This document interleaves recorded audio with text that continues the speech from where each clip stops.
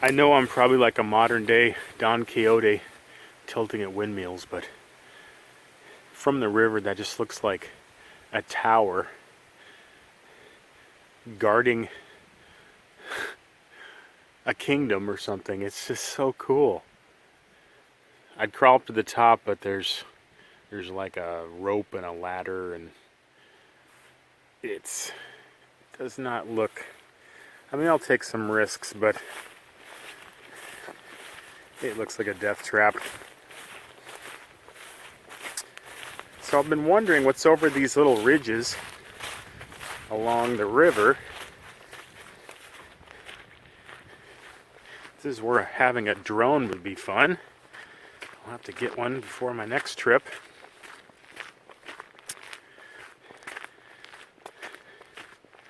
And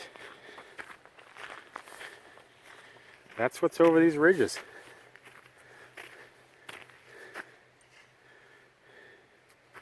Fields. I love this. This is so cool.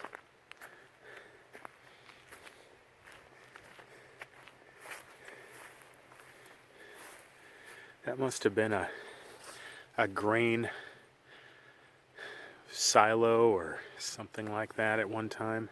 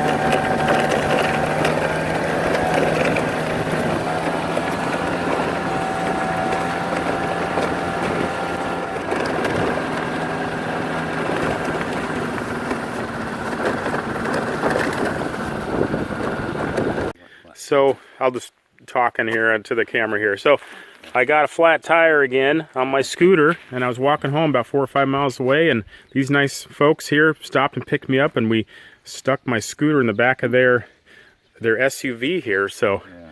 Thank you so much, guys. You saved me a lot of walking. So yeah. Can you say your names? Paluski, Joanne and Lawrence Paluski. Yep. All right. We're about the only Polish people in the book down here. She's German, I'm Polish. All right, well, thank you. Well, I just think the Lord told us to stop, so I'm very glad we did.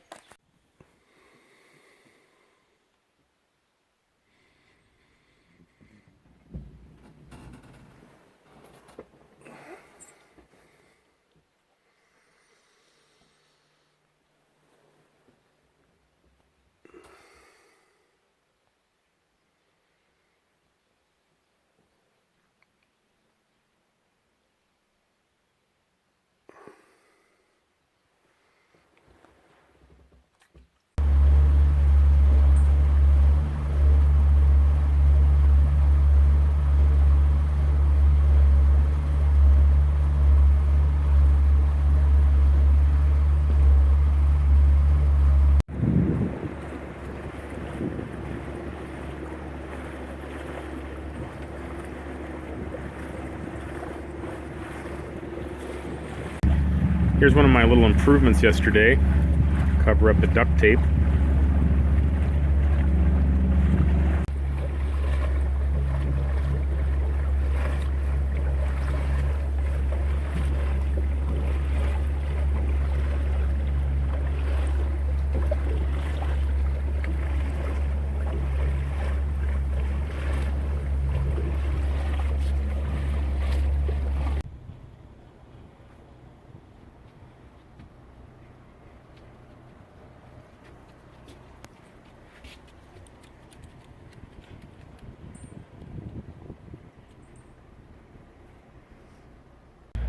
I don't know what it is about passing under these bridges, but I think it's so cool.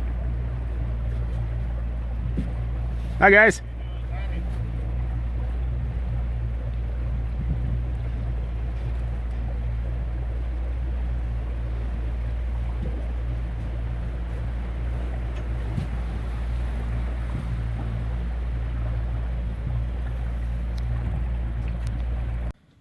If anybody's curious about how fast you can just drift down the river with the motor off, I seem to be doing about 1.5 miles an hour.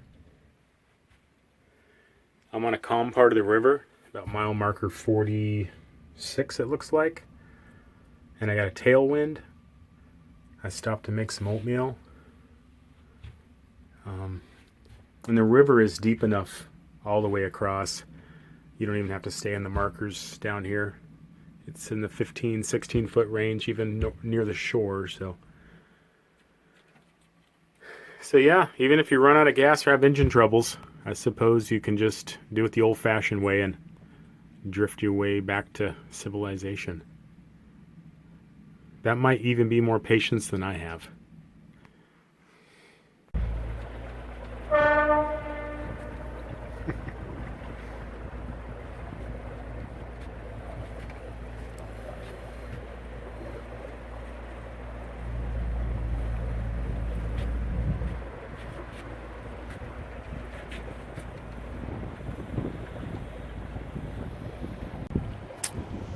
Passing under another bridge.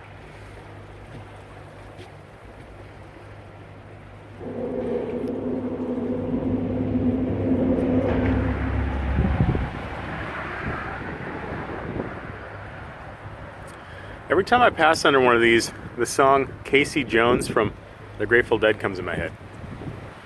Trouble ahead, trouble behind, and you know that notion just crossed my mind.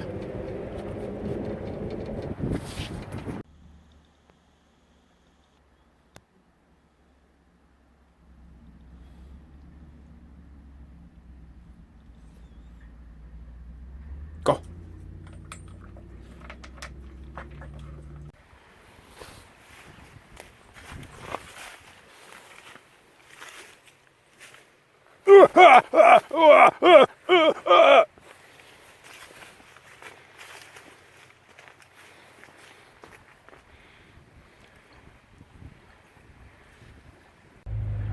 Okay guys, well, I'm mile marker 57, I think, getting pretty close to the Mississippi. I could make it there by the end of the day if I wanted to, but there's no reason to, so probably get there tomorrow sometime. I think there's a place to stop and gas up and get provisions at mile marker 21 according to the guide, so that's where I'm getting to at a neck-breaking pace of 5 miles an hour. So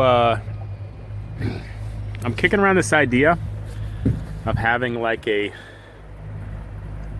shanty talk segment, or I might call it shooting the shanty, or shantosophy minute, or I don't know. If you guys got ideas, throw them out there in the comments section, please. Or if you like any of those ideas I threw out at you, let me know. Or if you want me to just shut up and keep showing you scenery, I can do that too. But yeah, usually I have a couple cups of coffee. Say that 5 times fast. A couple cups of coffee, and my brain kicks in for a couple hours, and then I'm free of it again. But when you get out here on the river, here's one thing I was thinking about. It's such a metaphor. I imagine this is what Mark Twain just kept trying to get at in his entire writing life, was how the river is such a metaphor for life. And how you just keep slipping into the future. Maybe that was Steve Miller. Can't remember. But, and the pace in which you go. So, like, I watch these barges go by and,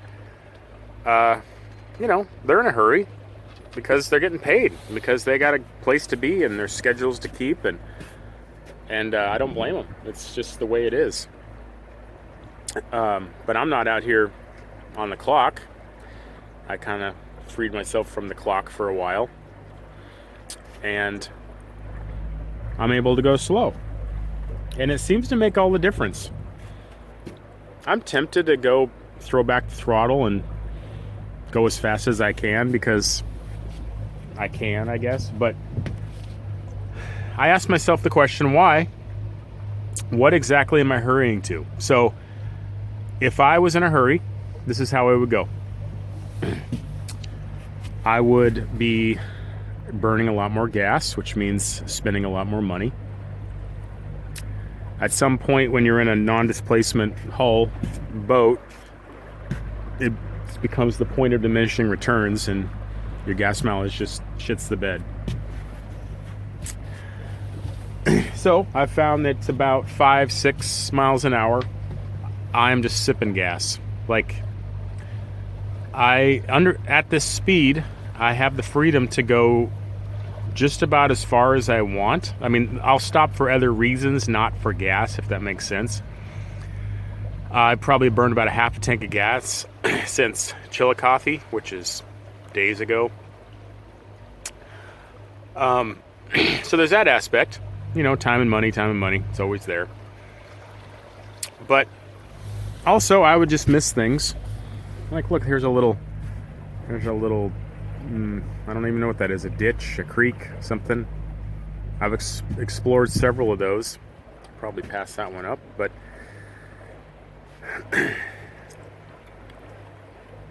I don't want to be in a hurry. I spent a lot of my life being in a hurry.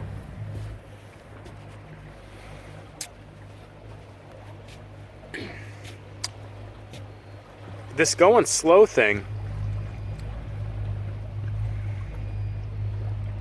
I can see why people think it gets boring, and I can succumb to that too, but it really is a mental game.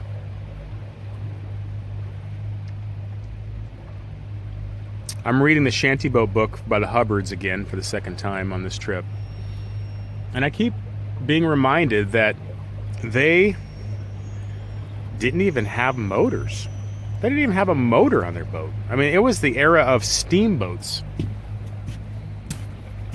And little shanty boats certainly did not have a motor. And so, in that perspective, here I am, floating down a river, one of the same rivers they did. And I have a contraption hanging off the back that I can just throw into gear and let it idle. And I'm probably going 5 times as fast as they were, just using sweeps to keep off the shores and drifting. And as far as I can tell, they weren't bored. I guess the point I'm trying to get at is we have it so good. It's this paradox that we live in today's world, where we live in abundance, but we get fooled every day that we live in scarcity. And sometimes I can understand how they fool us. I would say the older I get, the more I can understand how they fool us. I know that this boat, for example, I'll use this boat as an example because it's readily available.